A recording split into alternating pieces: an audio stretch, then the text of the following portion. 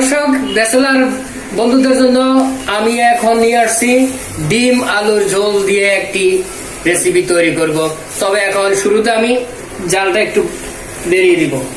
প্রথমেই কি দিব? প্রথমে দিচ্ছি তেল, পরিমাণ মতো তেল দিবেন। যে যত বেশি খান তত বেশি, কম দিয়ে হলে ভালো, শরীরের জন্য, স্বাস্থ্যের জন্য সব দিক দিয়ে উপকার। প্রিয় দর্শক, আপনারা তেল গরম হওয়ার আগে অপেক্ষা করবেন একটু। মনে হচ্ছে তেল, আমি একটু টেস্ট করে নিই আগে। হ্যাঁ, তেল গরম হয়ে গেছে।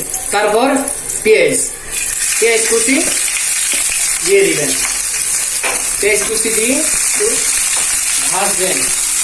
আমার পেঁয়াজে পানি আছে দেখে একটু মারতেছে, তবে পানি না থাকলেই ভালো।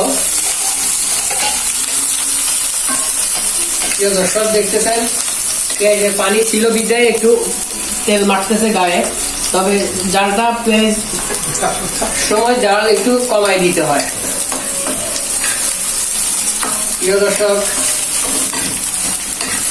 তবে ব্যাচেলারদের খুব সহজভাবে এই রেসিপি দ্রুত যাবে।